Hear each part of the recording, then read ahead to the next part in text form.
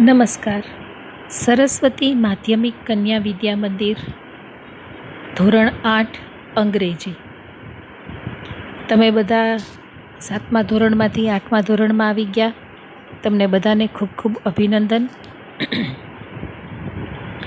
હવે શાળાઓ નિયમિત રીતે શરૂ તો નથી થઈ, પરંતુ આપણે આ રીતે ઓનલાઈન ક્લાસીસના માધ્યમથી થોડું ભણવાનું શરૂ કરીએ. સૌથી પહેલાં હું તમને મારી ઇન્ટ્રોડક્શન આપું તો મારું નામ જાહ્નવી મહેતા છે અને હું તમારા ક્લાસનું અંગ્રેજી લેવાની છું.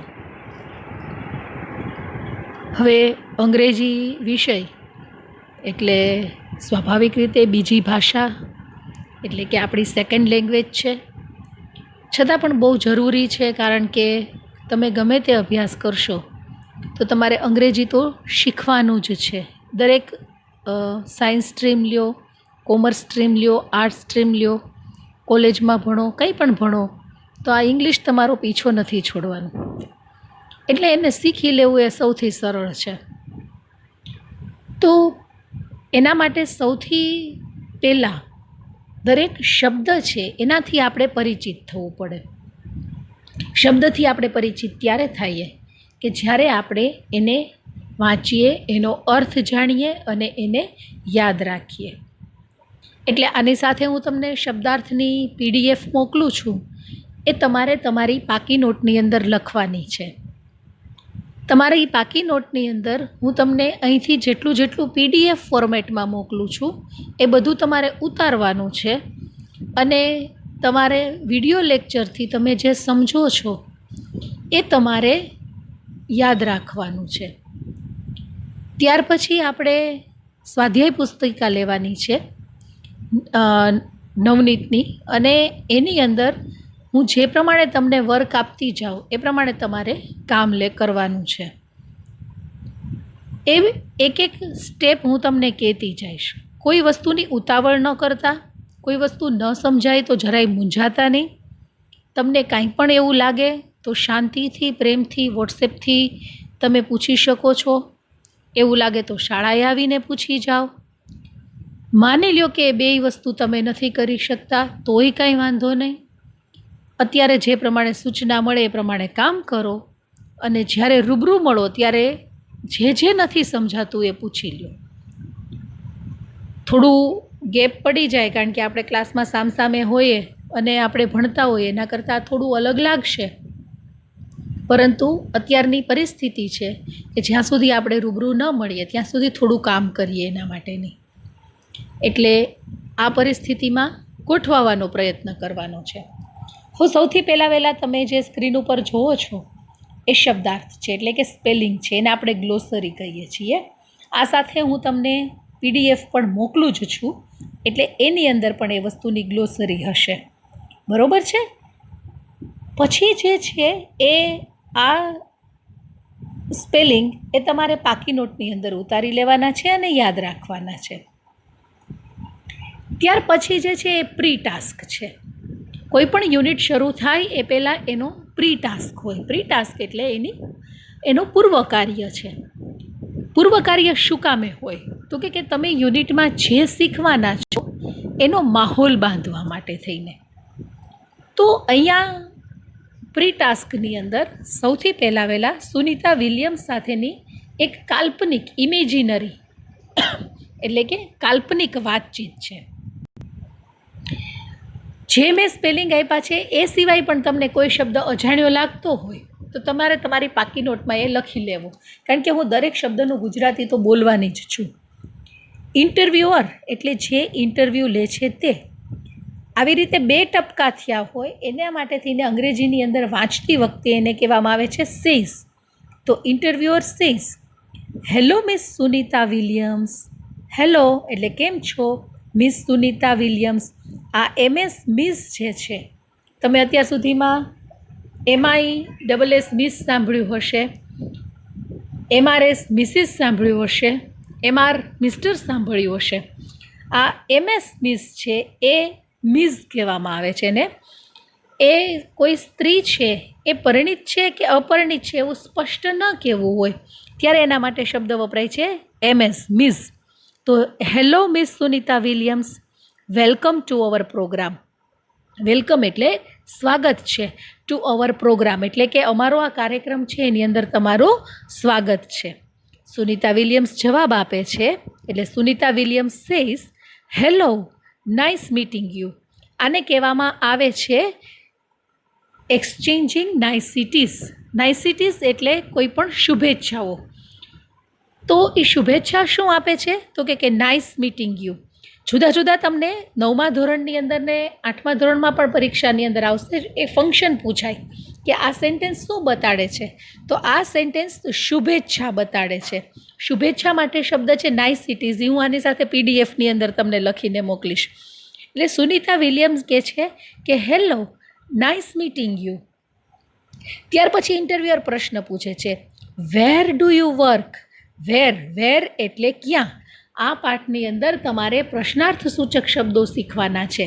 તો વેર એટલે ક્યાં એ હંમેશા સ્થળ બતાડે છે. સ્થળ જાણવા માટે પ્રશ્ન પૂછાય છે. તો વેર ડુ યુ વર્ક, તમે ક્યાં કામ કરો છો. Sunita Williams says at NASA. Sunita William ક્યાં કામ કરે છે તો કે નાસામાં કામ કરે છે. કઈ રીતે કામ કરે છે તો કે as a flight engineer. Flight engineer, flight એટલે હવાઈ ઉડ્ડયન, હવાની અંદર જે ઉડ્ડયન થતું હોય એના એન્જિનિયર તરીકેનું એ કામ કરે છે. ફરી ત્યાર પછી ક્વેશ્ચન પૂછવામાં આવ્યો છે. ક્વેશ્ચન આ પણ વેરથી પૂછવામાં આવ્યો છે. ઇન્ટરવ્યુઅર પૂછે છે કે where you born. To be born એટલે ક્યાંક જન્મ થવો. તો કે તમારો જન્મ ક્યાં થયો હતો. Sunita Williams is Ohio. ઓહિયોમાં થયો હતો.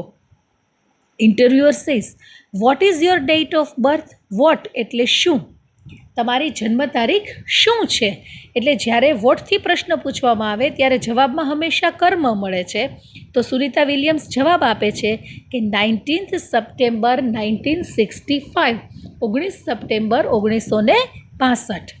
Interviewer says where did you get your graduation from. Graduation એટલે સ્નાતક. તમે તમારું સ્નાતક છે એ ક્યાંથી કર્યું છે. Sunita Williams says I did my graduation. Graduation એટલે સ્નાતક. મેં મારું સ્નાતક Florida institute of technology. Florida institute of technology આ એક સંસ્થાનું નામ છે એન્જિનિયરિંગ ઇન્સ્ટિટ્યૂટનું. તો કે મેં ત્યાંથી કરેલું છે.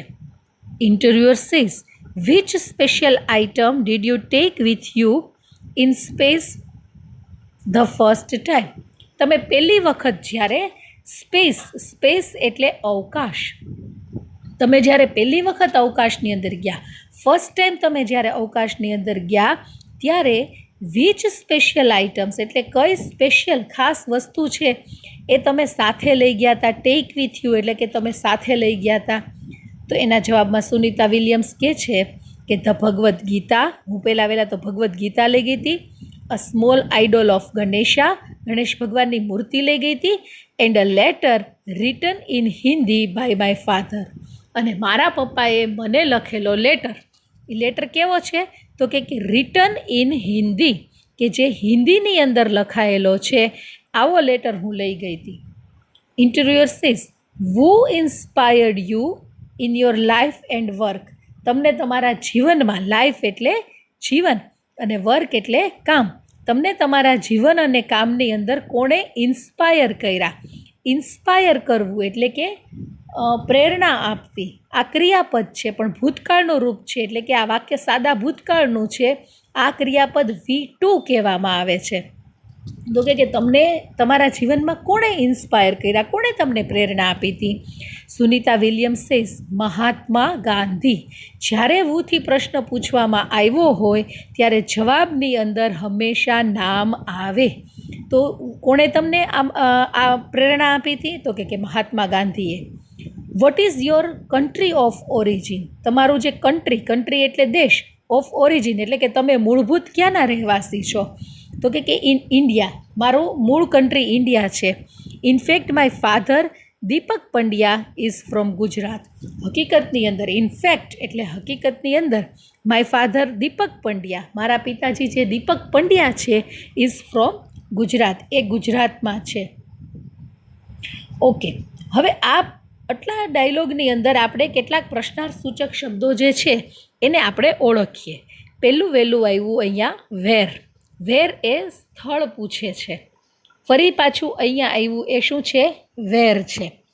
ઓકે, ત્યાર પછી આગળ જઈએ તો ફરી પાછું અહીંયા પ્રશ્ન પૂછવામાં આવ્યો એ વેરથી પૂછવામાં આવ્યો.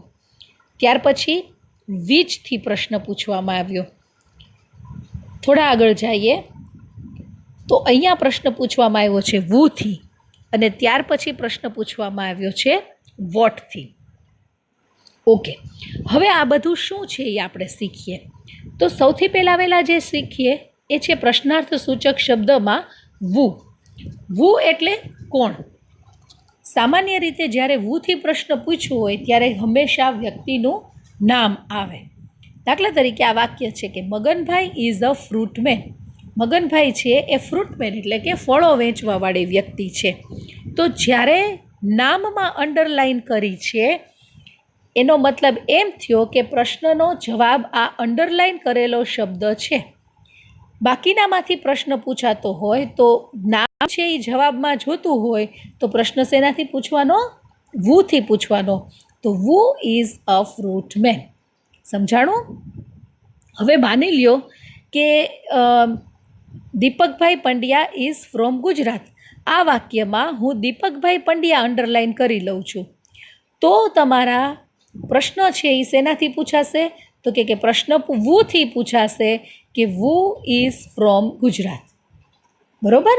એટલે કે જ્યારે તમને પ્રશ્નનો પૂછવામાં આવે, અહીંયા જે પૂછવામાં આવ્યું છે કે વુ ઇન્સ્પાયર્ડ યુ, તમારું પ્રેરણા તમને કોણે આપી? તો એના જવાબમાં નામ આવ્યું કે મહાત્મા ગાંધી. બરાબર? તો આ ટાઈપની એક્સરસાઇઝ તમને એક્ઝામની અંદર 10મા ધોરણની અંદર પણ પૂછાય છે કે અંડરલાઈન કરેલું હોય એના ઉપરથી નક્કી કરવાનું કે પ્રશ્ન કયો હોય. અહીંયા અંડરલાઈનમાં શું છે? તો કે મગનભાઈ છે એટલે પ્રશ્ન શેનાથી પૂછાણો? વુથી પૂછાણો.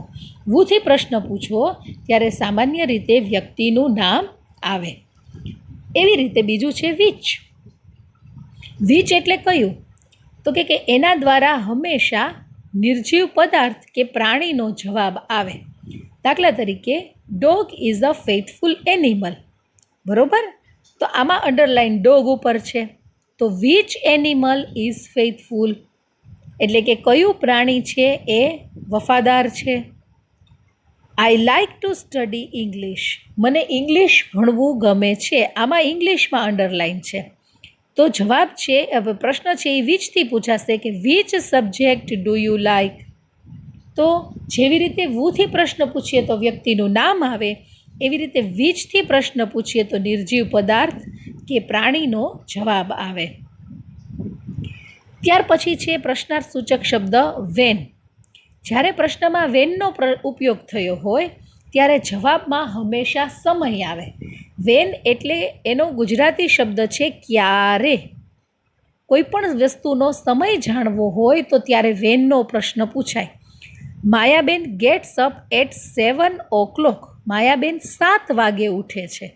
તો આ 7 વાગ્યા એ સમય છે એટલે પ્રશ્ન એનો શેનાથી પૂછાય? વેનથી પૂછાય. તો when does Mayaben get up. Mayaben કેટલા વાગે ઉઠે છે? Rahul studies in the evening. Rahul સાંજે અભ્યાસ કરે છે.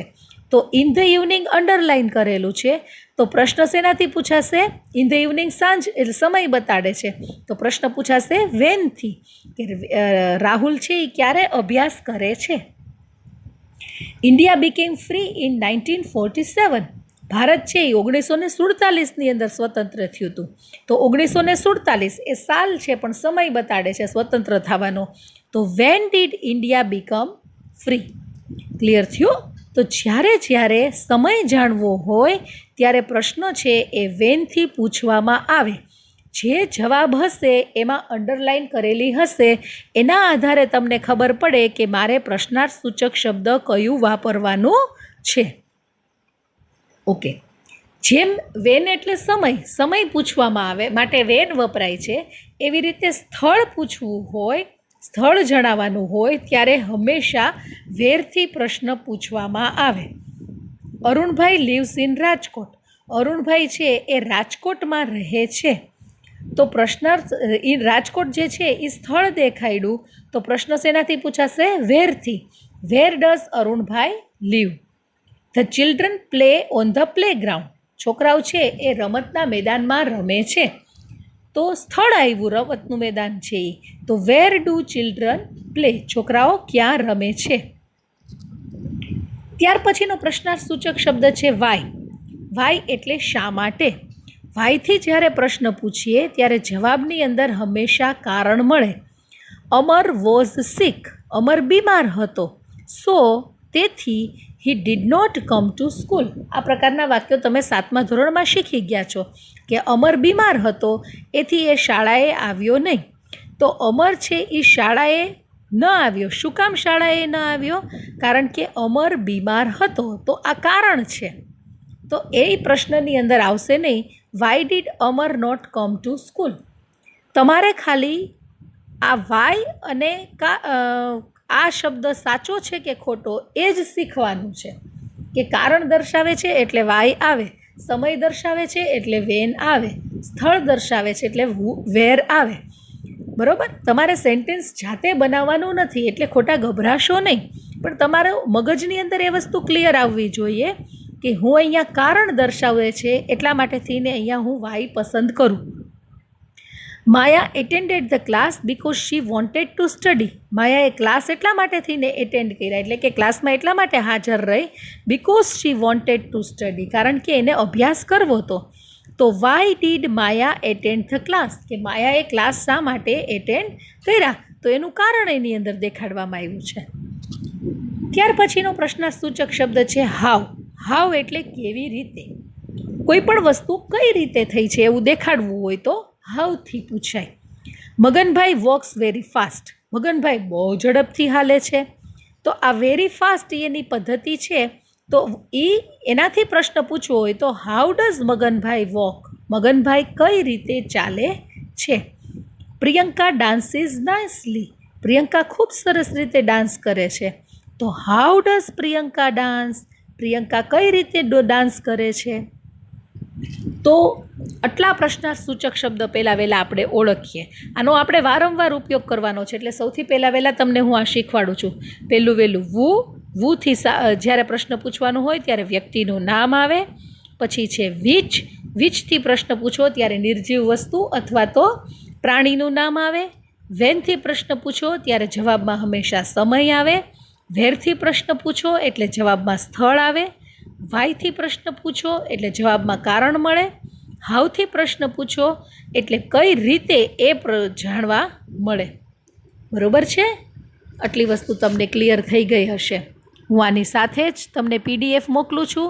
જેટલી વસ્તુ હું તમને PDFમાં મોકલું છું એ તમારે પાકી નોટની અંદર લખી લેવાની છે.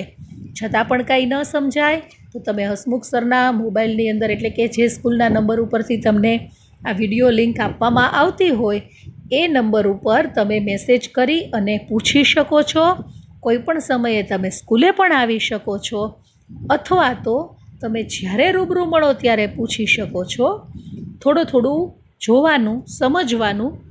મારી પદ્ધતિ પણ તમારા માટે નવી છે અને અંગ્રેજી ભાષા અને હવે થોડું ધીમે ધીમે મોટા થતા જાવ એમ અઘરું આવતું જાય, એટલે બધું થોડું તમારા માટે નવું આવતું જાય.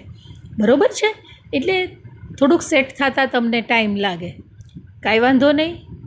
તકલીફ પડતી હોય તો પૂછી લેવાનું. દરેક પરિસ્થિતિનો રસ્તો છે. એટલે ધીમે ધીમે પ્રયત્ન કરવાનો, વિડીયો જોવાનો. 1 વાર 2 વાર એવી રીતે જોશો એટલે ધીમે ધીમે તમને પણ અમુક વસ્તુની આદત પડી જશે. કેમ કરવાનું છે એ પણ સમજાઈ જશે. બરાબર છે? તો PDFમાં જે મોકલું છું એ તમારી પાકી નોટની અંદર લખી લેજો. બરાબર? Take care.